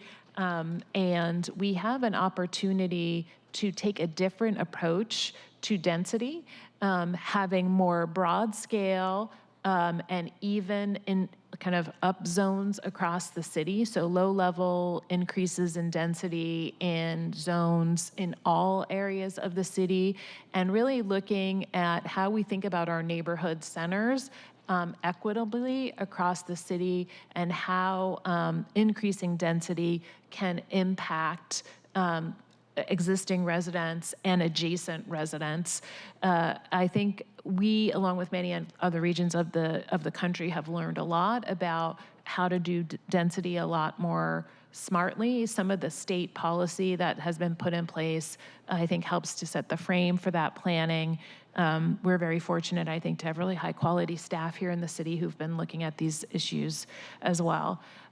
There are multiple other kinds of strategies. You all just got a wonderful briefing on the Equitable Development Initiative. Seattle is a leader in this way, and these strategies of having community-centered development is essential to making sure that community needs are deeply understood, and that those who will benefit from development are actually driving how communities are developed. What we look at is this integration of multiple features, as well as, you heard, community amenities alongside housing, alongside the kinds of services that we know that our families and communities need. And that kind of integrated development is something that, unfortunately, in the United States, we don't have great reflex on, but initiatives like EDI are helping us to get smarter about. Anybody else want to? Go ahead, Liz. I was just say, I think, we're really excited about the changes that have been made at the state level, because I think beyond just Seattle, we're seeing cities across the region rezoning and having to look at sort of more closely also at displacement risks, thinking more clearly about racially disparate impacts in terms of housing. So it's not just kind of one-off upzonings here and there, but sort of a regional look at kind of where we need housing overall. So I think there's some good tools that have come out of the state in terms of thinking more holistically about the context of displacement and rezonings too. Yeah, I really appreciate that, just understanding that we're making decisions here for Seattle, but all of the decisions we make here will impact surrounding cities and South King County particularly, so it has ripple effects for sure. Saul, were you going to say something? I was just going to say that I think when we think about upzoning, right, we tend to think about it primarily in terms of number of units. We just need to build as many units as we can. And I think that misses the second part of the conversation, which is what kinds of units are we building? Right. And there are a lot of disconnects, I think, in our current housing policy between, this drive for just more density and more square footage at all costs, and what translates to what people actually want and can afford on the ground. And an example of that I'm sure the three of you are very well aware of, but the idea of the MHA bonus right now in areas that are zoned for townhomes allows a townhome developer to build a fourth story, which buyers don't want, right? It's not a benefit. So they're essentially getting something they don't want and having to pay more for that. And that also makes that housing less affordable. So it's just an example of, I think, something that a policy was very well intentioned, but that didn't end up having the impact it was meant to on the ground. So I think there's a lot of opportunities for very small changes that end up impacting what ends up ultimately getting built. Because to me, the best way to prevent displacement is to ensure that we have a larger number of affordable homes that people actually want to buy. And that's what we're missing right now, is more homes at price points people can afford. That's fundamentally what it really comes down to. May I tack on as well? Sure. Just to extend on what Sol was saying, I almost feel like I should reboot the Mythbusters show or something with the number of times I'm saying this. But, it's not exactly a true statement that density is going to lead to displacement, that upzones are going to lead to displacement. It certainly can if you don't manage properly and you don't plan accordingly. One of the big things, particularly with what Sol was saying, when you're looking at trying to incorporate truly affordable units, a lot of times those affordable units can be absorbed into the cost of an incredibly large development, something like 100, 200, 400 unit apartment building, without increasing the cost and decreasing the affordability of the remainder of those units. But when you are looking at a zone like low-rise or like neighborhood residential, and you're trying to offset the cost of building that affordable unit with only one, maybe two, three if you're lucky, other units depending on the type of site. That becomes a lot harder to make sure that the remainder of those units, other than that one affordable, are affordable to hardly anybody. And while you may end up having one affordable unit for somebody to purchase, you are pricing out dozens of families who could have otherwise had an opportunity to occupy those others. And as far as increasing the potential to 6 units in an NR zone and having the affordability bonus go up to, I think it's 1.8 FAR is the current draft, and 4 stories. Oftentimes, as Sol was saying, not wanting to buy that as a renter, I certainly wouldn't want to buy that, and I would have a hard time accessing the whole thing. Not to mention that those units become less and less affordable over time. I'll also just additional comment. So separate from my role in the legislature, I develop housing, affordable housing for people who've experienced homelessness. And this increase more broadly of density will bring down the cost of per unit development across the board, which will be important to make sure we regain some efficiency in our affordable housing development. So as we invest as public funders in buying down rents, so people who are extremely low income or who are low income people coming out of homelessness can afford rents, that we got to make sure that we're building these units at a cost that is affordable. It is right now, all the holding costs and costs related to development regulation that drive up the costs impact our affordable housing developers in similar ways as they do our private sector developers.